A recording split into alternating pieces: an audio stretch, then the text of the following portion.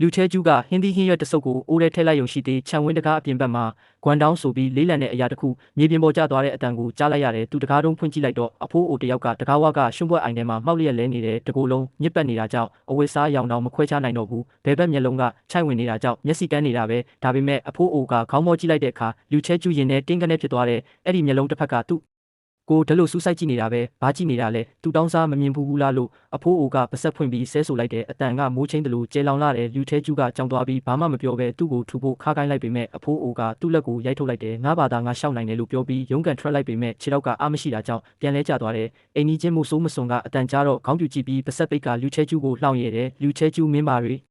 ရှောက်လုံနေတာလဲအဲ့ဒီအဖိုးအိုကမျက်စိလက်ကန်းခြေထောက်လည်းမတန်ပါဆက်ကလည်းတနက်ကြီးစံစားထားတယ်လို့ပဲမင်းသူ့ကိုဘာလို့ဂယုစိုက်နေတာလဲမင်းကိုယ်တိုင်တော့ထမင်းစားဖို့မလွယ်ဘူးမဟုတ်လားလူချဲကျူးကသူမကိုဂယုမဆိုင်ဖဲအဖိုးအိုကိုအိမ်ထဲကိုအတင်းတွဲခေါ်သွားတဲ့သူ့အိမ်ကတကယ်ကိုဆင်းရဲတဲ့မြေနေရန်တွေကအကွဲနေပြီးမိဖို့ပေါ်မှာလည်းစားနေထားတဲ့မုံလာဦးတဝက်ပဲရှိတယ်ရွာသားအလုံးကတိကြတယ်လူချဲကျူးဟာအမွေဆက်ခံသူမရှိတဲ့သူမိဘတွေဆုံးသွားပြီးအိမ်တစ်ချမ်းတောင်မကြံခဲ့ဘူးသူကအဖိုးအိုကိုအိယာပေါ်တင်ပေးပြီးသူ့ရဲ့ဟင်းသီးဟင်းရွက်ပြုတ်တကန်လုံးကိုယူလာပြီးကမ်းပေးလိုက်တယ်အဖိုးအိုကယူပြီးတငုံတောက်လိုက်တယ်ဒါကလူစားတဲ့အစားစာလားဝက်ကိုကျွေးရင်တော့ဝက်ကမစားဘူး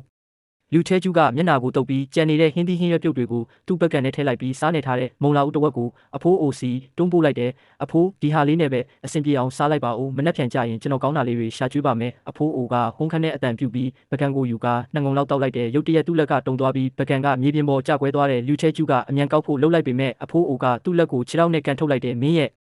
ဒီအမိုက်တွေကိုစားပြီးငါးပိုက်နာနေပြီးလူချဲကျူးကခေါင်းငုံကြည့်လိုက်တော့အဖိုးအိုရဲ့ခြေချောင်းတွေကပုတ်နေပြီးအဝါရောင်ရည်တွေထွက်နေတာကိုတွေ့လိုက်ရတယ်ရင်နွေးတည်ပြီးအဖိုးအိုကိုခြေထောက်ဆေးပေးဖို့လုပ်တော့အဖိုးအိုကဆဲဆိုပြီးကန်ကြောက်တဲ့လူချဲကျူးကအဖိုးအိုရဲ့ခြေထောက်ကိုအတင်းဖိထားပြီးပုတ်နေတဲ့အသားတွေကိုတဆက်စီတန့်ရှင်းပေးပြီးအဝတ်စုံနဲ့ပတ်ပေးလိုက်တယ်အဖိုးအိုကဆဲဆိုလို့မောသွားတော့ရုတ်တရက်စကားတခွန်းထွက်လာတယ်ငါကတရေဆိုရင်မင်းမကြောက်ဘူးလားဒီရွာမှာငါရက်တော်ကြာလှည့်ပတ်နေတာဘယ်သူမှငါ့ကိုလက်မခံဘူးဆိုတာမင်းကိုပြောပြမယ်တရေဆိုဘာဖြစ်လဲတရေဆိုတာလဲလူကနေပြောင်းလဲလာတာပဲအဖိုးကတရေဆိုရင်တော့ကန်ဆိုးတဲ့တရေပဲဖြစ်မှာပါကျွန်တော်ပို့ပြီးဂယုစိုက်ရမှာပေါ့အဖိုးအိုရဲ့မျက်လုံးတစ်ဖက်မှာအလင်းရောင်လေးတစ်ခုလင်းလက်သွားပြီးဘာမှမပြောတော့ပဲလှဲအိတ်လိုက်တဲ့ဒီအဖိုးအိုကငါရက်တိတိနေသွားတယ်အိယာကမာတယ်လို့ပြောတော့လူချဲကျူးကသူ့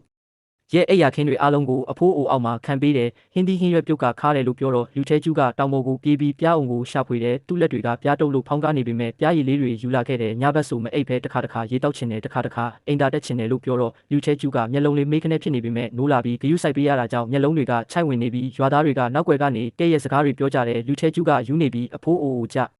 ဒီကိုအဖေလိုထားပြီးပြုစုနေတယ်လို့ပြောကြတယ်ပန်းပဲဆရာဝန်ကလည်းသူ့ကိုလာပြီးဆုံးမတယ်ဒီလိုဆက်လုပ်နေရင်မင်းတေးလိုက်မယ်လူတိုင်းအုံမင်းရမှာပဲသူ့မှာလည်းတွားစရာနေရာမရှိဘူးကျွန်တော်ကယူရသားတယောက်လိုပဲသဘောထားလိုက်ပါတော့